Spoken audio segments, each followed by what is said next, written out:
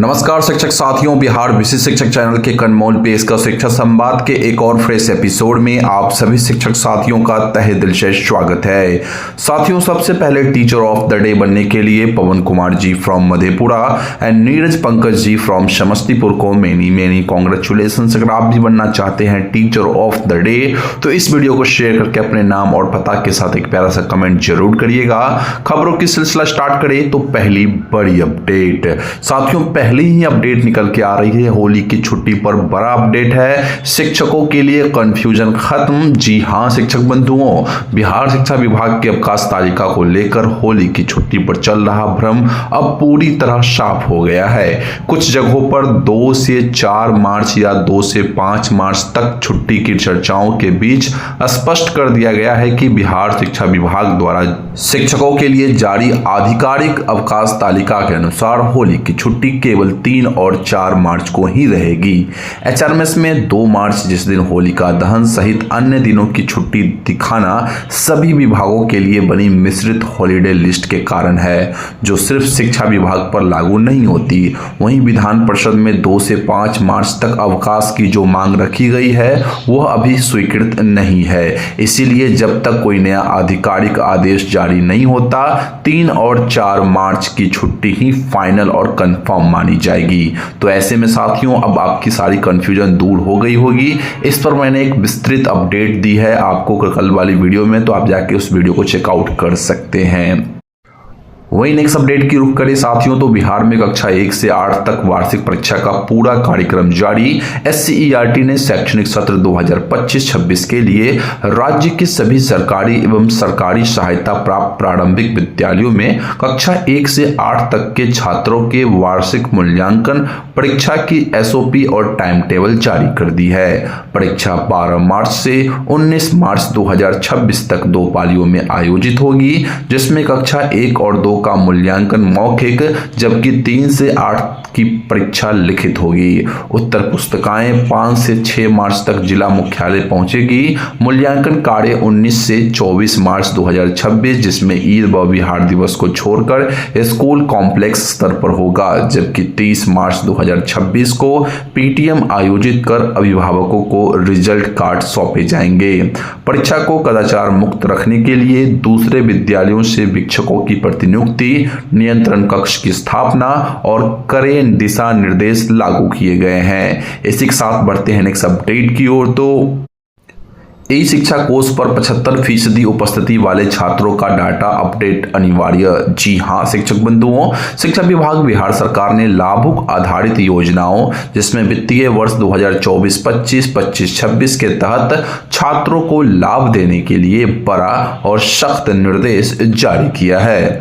निदेशक प्राथमिक शिक्षा सह नोडल पदाधिकारी DBT द्वारा जारी आदेश के अनुसार 75% उपस्थिति वाले सभी पात्र छात्राओं के त्रुटिपूर्ण डाटा को सुधार कर 28 फरवरी 2026 तक ई शिक्षा कोर्स पोर्टल पर अपडेट करना अनिवार्य है।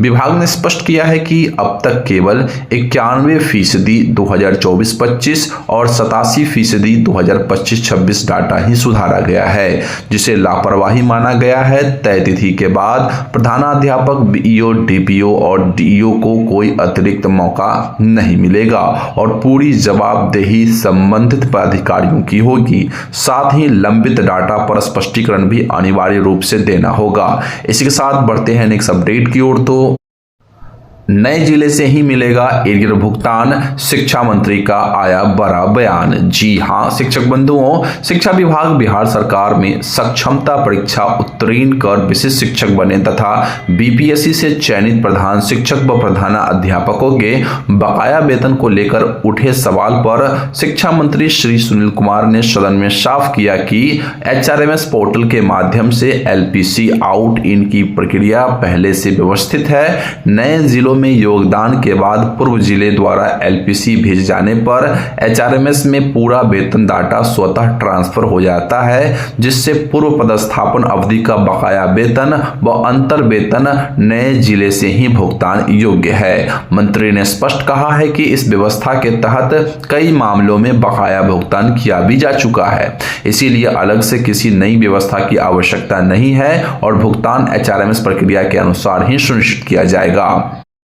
वहीं नेक्स्ट खबर की रुख करें साथियों, तो शिक्षकों को अप्रैल में मिलेगी प्रोन्नति, शिक्षा मंत्री ने किया स्पष्ट खुलासा। जी हां शिक्षक बंधुओं, बिहार के शिक्षकों के लिए राहत भरी खबर है कि शिक्षा मंत्री श्री सुनील कुमार ने माननीय शिक्षा मंत्री ने सदन में साफ कहा है कि नए वित्तीय वर्ष की शुरुआत यानी अप्रैल 2026 से शिक्षकों को प्रोन्नति का लाभ मिलना शुरू हो जाएगा। उन्होंने बताया कि अप्रैल से प्रोन्नति की प्रक्रिया विधिवत शुरू की जाएगी, जिससे लंबे समय से इंतजार कर रहे शिक्षकों को लाभ मिलेगा। इस बयान के बाद जिला स्तर पर प्रमाण पत्र सत्यापन जैसी गतिविधियां तेज हुई है, जिसे प्रोन्नति प्रक्रिया की तैयारी माना जा रहा है। खासकर विशिष्ट जो राजकर्मी अब बन चुके हैं, ऐसे शिक्षकों के लिए यह घोषणा अहम है।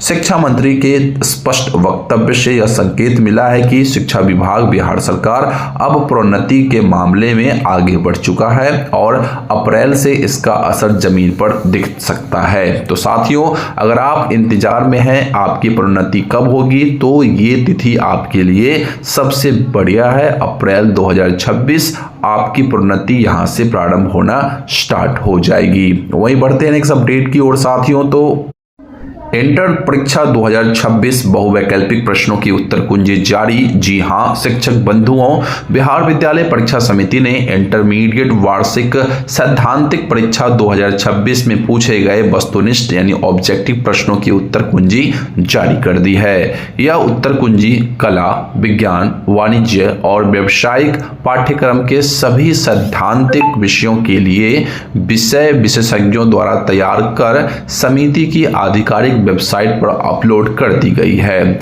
यदि किसी परीक्षार्थी या संबंधित व्यक्ति को किसी प्रश्न या उत्तर पर आपत्ति है, तो वह 6 मार्च 2026 की शाम 5 बजे तक ऑनलाइन माध्यम से आपत्ति दर्ज करा सकते हैं। आपत्ति biharboardonline.com या objection.biharboardonline.com पर दर्ज की जा सकती है। निर्धारित तिथि के बाद प्राप्त आपत्तियों पर विचार नहीं किया जाएगा। इसी के साथ बढ़ते हैं नेक्स्ट अपडेट की ओर, तो बचे शिक्षकों का भी जल्द होगा तबादला, शिक्षा मंत्री बिहार। जी हां शिक्षक साथियों, शिक्षा मंत्री सुनील कुमार ने विधान परिषद में बताया कि अब तक करीबन 2.5 लाख शिक्षकों का तबादला किया जा चुका है, जिनमें लगभग 80% शिक्षक संतुष्ट है। विषयवार शिक्षक उपलब्धता के कारण अभी सभी को एक साथ संतुष्ट करना संभव नहीं है, लेकिन जिनका तबादला अभी नहीं हुआ है उनके स्थानांतरण के लिए जल्द प्रयास किए जाएंगे। उन्होंने स्पष्ट किया कि पुराने वेतनमान वाले शिक्षकों का भी तबादला होगा। इसके साथ साथ साथियों मैं आपको बता दूं कि प्रधानाध्यापकों का भी तबादला होगा। इसके साथ ही मंत्री ने शिक्षा विभाग से जुड़े अन्य सवालों के जवाब में कहा कि आकस्मिक अवकाश से संबंधित नियमों में आवश्यक संशोधन किया जाएगा। स्कूलों की साफ सफाई के लिए एजेंसी कार्यरत है। पोषण वाटिका का निर्माण चरणबद्ध रूप से किया जा रहा है। सभी भाषाई अकादमियों को एक निदेशालय के अंतर्गत लाया जाएगा और मदरसा व संस्कृत विद्यालयों के कर्मियों को अंतर राशि का भुगतान शीघ्र किया जाएगा। इसी के साथ बढ़ते हैं नेक्स्ट अपडेट की ओर, तो एक और बड़ी खबर यहाँ पे निकल के आ रही है साथियों की सरकारी स्कूलों के 5.97 लाख शिक्षकों की बनेगी वरीयता सूची। राज्य के सरकारी स्कूलों में कार्यरत लगभग 5.97 लाख शिक्षकों की जिला स्तर पर वरीयता सूची तैयार की जाएगी। यह सूची 1 to 5, 6 to 8, 9 to 10, 11, 12 कक्षा स्तर के लिए अलग अलग बनाई जाएगी। शिक्षा विभाग के अपर मुख्य सचिव डॉक्टर बी राजेंद्र ने जिला शिक्षा पदाधिकारियों को निर्धारित मापदंडों के अनुसार समेकित वरीयता सूची संधारित करने का निर्देश दिया है। यह प्रक्रिया प्रस्तावित स्थानांतरण नियमावली के तहत शिक्षकों, प्रधान शिक्षकों एवं प्रधानाध्यापकों के स्थानांतरण को सुव्यवस्थित करने के उद्देश्य से की जा रही है। साथ ही शिक्षक छात्र अनुपात और विषयवाद उपलब्धता के आधार पर पदस्थापन के समानुपातीकरण यानी रेशनलाइजेशन के लिए सभी जिलों में आंकड़ों के विश्लेषण का निर्देश दिया गया है, ताकि आवश्यकता के अनुसार शिक्षकों शिक्षकों की तैनाती सुनिश्चित की जा सके। तो साथियों, अब देखते हैं कब तक ये वरीयता सूची बनके रेडी होती है। फिलहाल हम बढ़ते हैं नेक्स्ट अपडेट की ओर। तो अगली खबर निकल के आ रही है, बिहार शिक्षकों के फरवरी वेतन भुगतान पर जिलावार अपडेट क्या कुछ है, चलिए जानते हैं इसे। बिहार के सरकारी शिक्षकों के फरवरी माह के वेतन भुगतान को लेकर अहम जानकारी सामने आई है। साथियों, आज चौथा शनिवार होने के कारण भुगतान प्रक्रिया प्रभावित रहेगी। हालांकि कुछ जिलों में ट्रेजरी खोले जाने की संभावना है। 24 तारीख के बाद अब तक अधिकांश जिलों में वेतन जारी नहीं हो सका। इसीलिए 2 मार्च महत्वपूर्ण तिथि माना जा रहा है। जिलावार स्थिति के अनुसार अररिया, गोपालगंज, भागलपुर और औरंगाबाद में भुगतान प्रक्रिया पूरी हो चुकी है या बैंक को बिल चेक भेजे जा चुके हैं। दरभंगा में बीपीएससी एवं विशिष्ट शिक्षकों का भुगतान शीघ्र संभावित है, जबकि नियोजित शिक्षकों का भुगतान अगले सप्ताह हो सकता है। वहीं मुजफ्फरपुर में होली से पहले भुगतान की संभावना कम दिख रही है, जबकि पश्चिमी चंपारण में पहले विशिष्ट शिक्षकों को और बाद में नियोजित शिक्षकों का भुगतान होगा। पूर्वी चंपारण में दोनों श्रेणियों के शिक्षकों का वेतन जल्द जारी होने की उम्मीद है। तो साथियों, ये कुछ अपडेट निकल के आ रही थी फरवरी वेतन भुगतान के हवाले से, जिलावार अपडेट। अन्य अपडेट्स के लिए आप हमारे व्हाट्सएप चैनल को ज्वाइन कर सकते हैं, जिसकी लिंक वीडियो के डिस्क्रिप्शन बॉक्स में है। वहां पे आपको बाकी जिलों की अपडेट समय समय पर मिलती रहेगी। अब आपका काम है इस चैनल को सब्सक्राइब करना, वीडियो को लाइक करना, शिक्षक समूहों में इस वीडियो के लिंक को शेयर करना। हम मिलते हैं आपसे अगली वीडियो में, तब तक के लिए बने रहिए चैनल के साथ। जय हिंद।